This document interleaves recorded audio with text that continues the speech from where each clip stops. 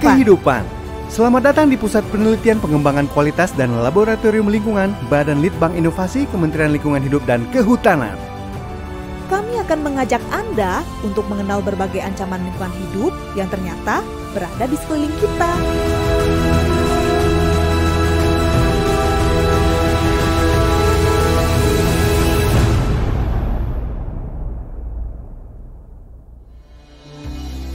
Pada awalnya, atmosfer mempunyai kemampuan untuk membersihkan dirinya dengan sempurna. Namun, sejak memasuki era industrialisasi, telah terjadi krisis ekologi yang berdampak pada perubahan signifikan terhadap komposisi atmosfer.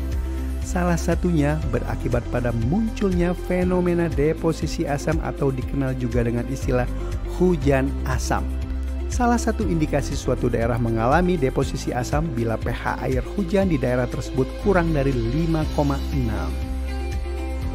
Emisi yang dihasilkan dari aktivitas industri, transportasi, kebakaran hutan, gunung meletus, ataupun pembakaran batu bara akan melepaskan zat sulfur dioksida dalam kurung SO2 dan oksida-oksida nitrogen dalam kurung NOx ke udara. Kedua senyawa tersebut kemudian bereaksi dengan air, oksigen, dan bahan kimia lainnya di awan, sehingga menghasilkan asam sulfat dan nitrat sebagai pembentuk utama hujan asam.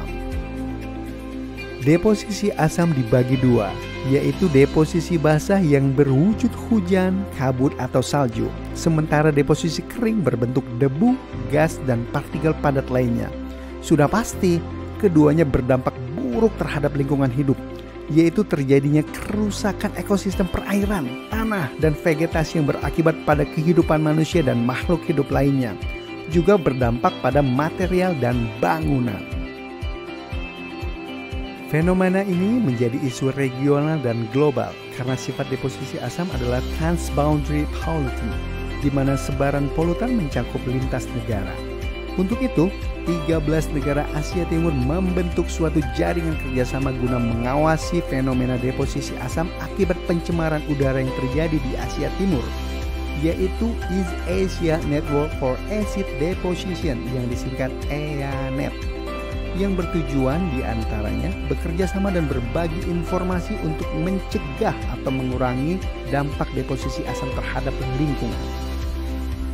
Di Indonesia, kegiatan monitoring deposisi asam dijalankan oleh berbagai lembaga dengan titik penelitiannya tersebar di sejumlah daerah. P3KLL di Serpong, BMKG di Jakarta, Kota Tabang, Maros, Lombok, dan Jembrana. Kemudian 8 di Bandung. Informasi yang dikumpulkan oleh sejumlah lembaga tersebut menjadi masukan guna menentukan langkah strategis nasional dalam mitigasi pencemaran udara yang menyebabkan terjadinya deposisi asam terhadap lingkungan.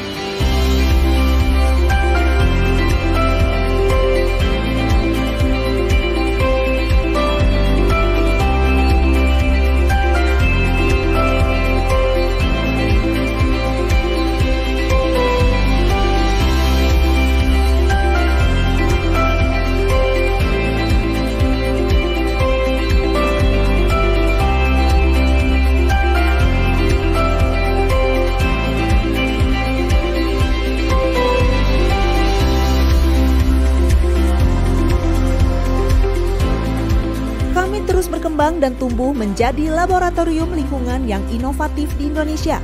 Mari bersama turut berperan dalam membangun bangsa. Together we create the change. P3KLL, bangkit, hebat, asyik. Dan bersama P3KLL, mari kita ciptakan lingkungan hidup sehat yang berkelanjutan.